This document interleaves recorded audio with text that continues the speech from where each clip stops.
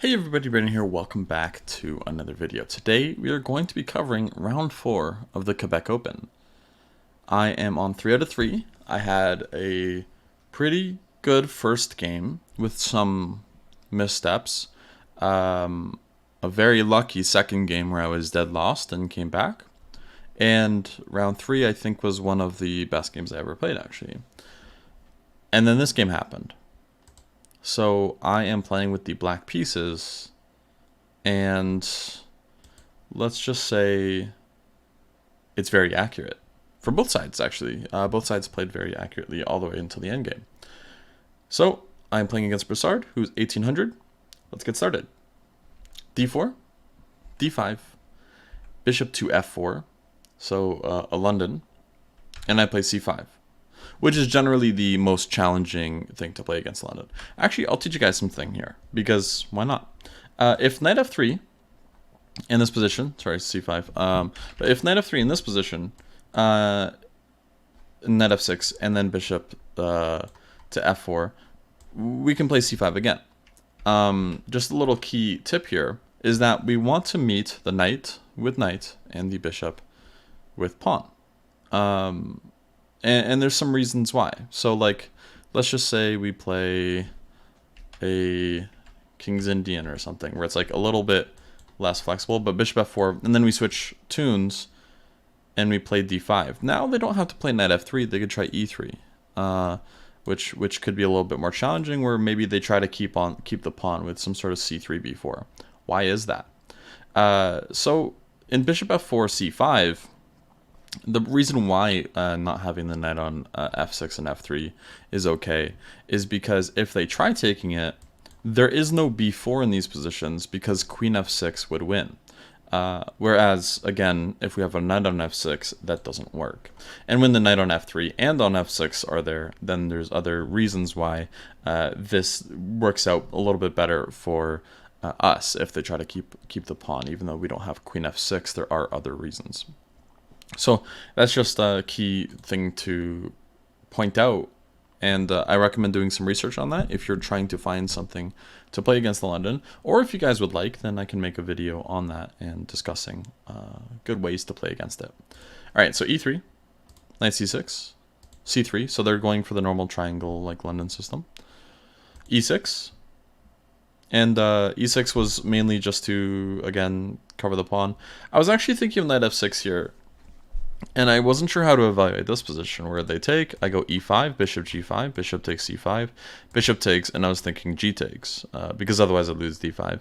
And I felt like this might be slightly better for black, but I actually wasn't sure. And I thought it was just going to be safer to play e6. I didn't, like, obviously I have a problem with the bishop on c8, but that's about it.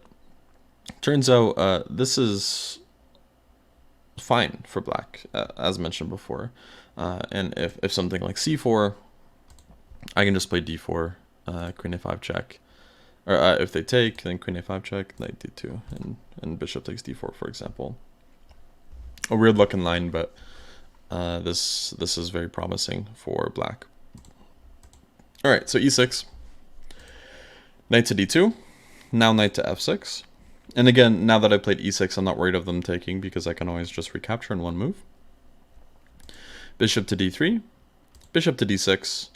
And generally, as far as I remember, there's one idea that's also really important. Is if we trade off these two bishops, the c8 and d3, I'm pretty sure we want to keep the dark square bishops on. But if that's not the case, like here, then we do want to trade off this bishop. So that's what I end up doing. Queen takes d6. Alright, so knight gf3. I castle. They castle. And now I play h6. And there's a reason why. I wasn't sure if e5 was the best concept immediately. D takes e5, knight takes e5, knight takes, queen takes, knight f3, and queen e7 is what I was looking at. I just didn't know if there was going to be any initiative with knight g5. Obviously, it looks very superficial, and I wasn't normally scared of the move, but I wanted to be sure So I threw in h6, getting luft and everything, because I didn't really see exactly how e5 could be stopped anyways. Of course, e5 is the best way to equalize in this position. So h6 was played. Now rook to e1, and now I go for e5. And again, this should be good for us. Of course, now with the rook on e1 and the queen on e5, it's not as great of a variation as we can see here, because now, again, if we like consider what was the addition from my move, well, these two moves were played, rook e1 and h6, and rook e1 is much more favorable than h6 here, because, well, they're opposite my queen, and it gives them the option of e4, which they end up playing. So this was something to worry about, but also something just to calculate mainly. And I ended up calculating that this should be okay. There's a little bit of pressure on b7 at the very end, but I think I hold on okay. D takes e4, knight takes e4, oh, d takes e4, knight takes e4, knight takes e4, bishop takes e4, queen c7, the important move. And then we're going to play, they're going to obviously play queen f3. We're going to play rook b8, and then either b6 and bishop b7 to neutralize the long diagonal, or something else like bishop g6, or bishop e6, my apologies. Queen f3, rook b8, rook a to d1, b6, and now queen g3 was played. And I was actually pretty happy to see this move, because, well, when you see the move queen g3, you're realizing, yeah, it offers a trade, and I haven't really done anything wrong, so it feels like queen g3 is kind of like a draw offer. There's no other move than taking. I have to take. H takes, and then bishop e6. All of a sudden I get it to e6 instead, and I was happy. So you see bishop d5, because they want to cover a2. They could go a3, but maybe bishop e3. So they wanted to neutralize it with bishop d5. I, of course, kind of have to take. And then I can go rook f d8. And I calculated here that maybe this is their best bet. Something like this, rook e7. And then I can go a5 if I really need to, rook b7, and then rook d6. And everything appears to be holding on fine. I don't want to go really passive with a5. Or sorry, rook a8 or something, because like rook a8, this rook is really depressed, and anytime I try to play a5 afterwards, I have to play like rook a6 after rook b7. So this is not ideal. a5 just makes the most sense. There's no rook e6 and responds, so we're good. But they play rook ed1, which makes my job a little easier, because I can just exchange, and then play rook b7, just getting on the 7th rank. I do not care if they can give me a check on the back rank. I will simply bring my king up into the position still. They end up giving me a check, but this isn't really something to be concerned about. I play king h7, king f1, and I throw a move in just to make it a little bit harder for them to develop. I have an easy plan to develop. I want to go king g6, king f6, maybe just like hold my center. Maybe you go like g6, h5, just to gain a little bit more space. And all of these moves are natural. But there's another move I can play, because white also wants to play king e2, king d3, and bring their king in. Rook e7. And all of a sudden, they can't move their king easily. Which is good for us, because it just makes things a little bit harder. If they want to, they have to play rook d2 to e2, which wastes some time. And that's what they do. Rook d2, king g6, rook e2. I don't end up trading. I want to keep the options open just a little bit longer, because if we can keep the game going, then maybe I can get something for it. Rook d7. So rook takes e2 just feels like there's not really much of a chance. King e1, king f5, and now rook d2. And here I realize, okay, there's not, unless I go like rook c7 or rook e7, it feels like now is an appropriate time to trade the rooks, because I also have a lot more activity in a position like this as opposed to before. So I take and go king e4, hoping to see f3. f3 was played. Again, this is all equal, actually. Both sides played nearly perfect all game. King d3. I played b5 to prevent c4, just to make sure that I can keep my king on the 5th rank while their king's on the 3rd. So it was just getting a little bit more activity than my opponent, which was nice. We see g4. And I was happy to see g4 because now I see an entrance. So the only way they can prevent this really is by, of course, bringing their king over, or also this g3 move. And I was somewhat happy or hoping to see g3. King e5, king e3, and then I go g5 here. And this sets up a little bit of a trap. This is still totally fine for white. Even after the trap, it's actually fine. But g3, a move that I was happy about was f5. And this was just kind of setting the trap of f4. Because f4, we can actually just move back. And now, actually, my apologies, we take first and then we move back. And this was actually just winning now. Because we're going to take on g4 and we're getting the outside pass pawn. Even if they go here, doesn't matter. We can go like c4. And we can see just based on the king position alone that black's going to be winning this. So I played f5. They played b3. And again, still equal. I played b4. And now is my opponent's like last chance to make sure that things are okay. They actually have to take on f5. If they don't take on f5, which is a very counterintuitive move, they lose. Any other move doesn't actually really work, unfortunately. For example, c4. The problem is f4 check. And f4 check doesn't look challenging, but it is. The reason why is because after takes, you have to consider king d3 and king back to like f2. But king d3 looks like the most challenging move. We can actually just run them out of tempos because of our a pawn. a6, they go back. And because we actually played a6 instead of a5, we also get another tempo. After king d4, king d2, a5. That's why a6 was more important than a5. So we actually just get in here. And if they move back immediately, then we can just go king d4. And again, we're just getting in immediately, so we don't have to worry about that.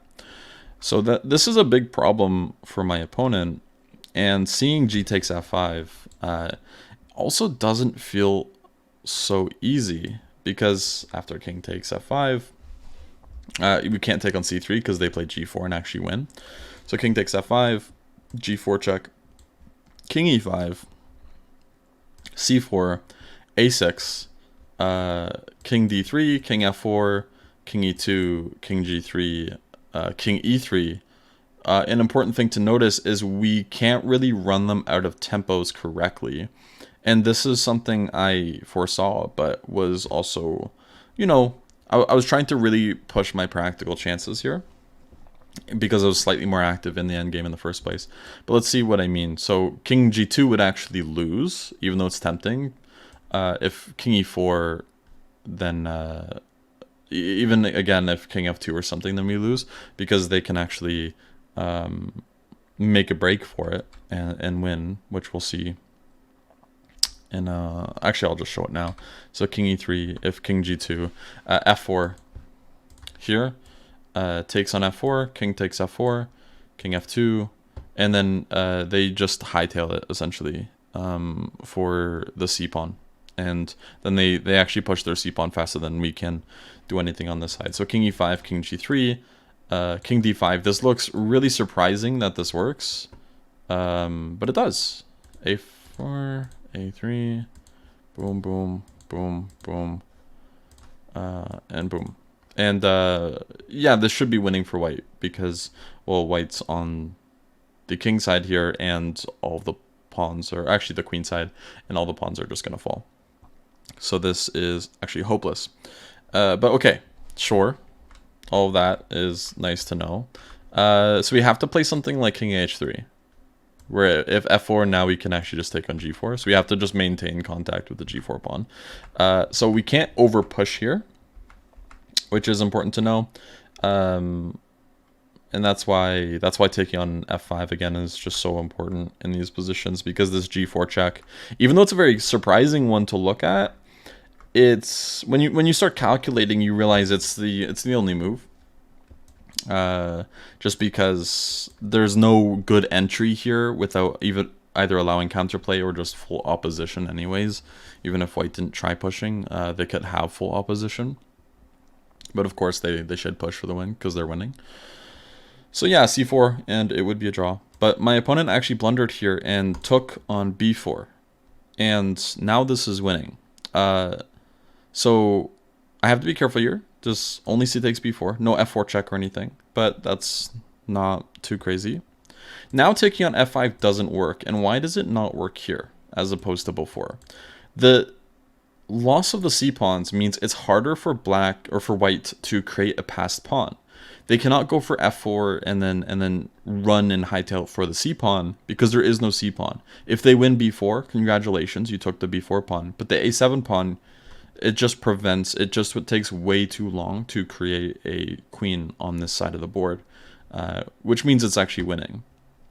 So if we go into a similar variation here, king g3, king e3, and all of a sudden king g2 actually does work now, because if they try f4 and we just like run into the same variation again, as we're seeing, they are way too slow, not even close to in time. They take the pawn, but we promote, and these pawns haven't even moved. So that's good for us. I took back, and then they played f4 check. And yeah, again, at this point, it's losing because of c takes b4.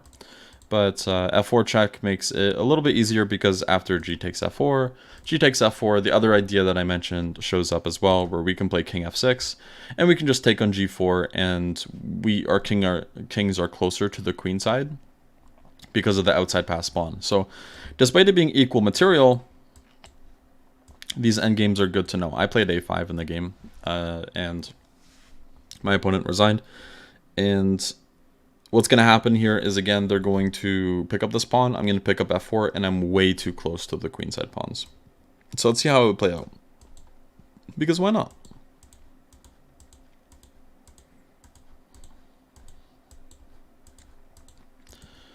And as you can see, it's a win. This is where we can clearly end the variation. So yeah, I ended up winning this game, and I don't think I made like any mistakes actually, which is nice. My opponent also played pretty well as well. The only things that I would suggest maybe are improvements are the queen g3 moves. I feel like that is a bit helpful for us, whereas they maybe could have put more pressure on our position. For example, like bishop d5 puts a little bit of pressure because it attacks f7. And other than that, obviously the blunder in the endgame was about it as well. Going back to c takes b4 here. Bam, c takes b4, which just loses the game. But yeah, this was round number 4. I'm now on 4 out of 4 in this event, which is really nice. So I'm hoping to continue that streak. And that's about it. So I'll see you guys in the next game. Bye-bye.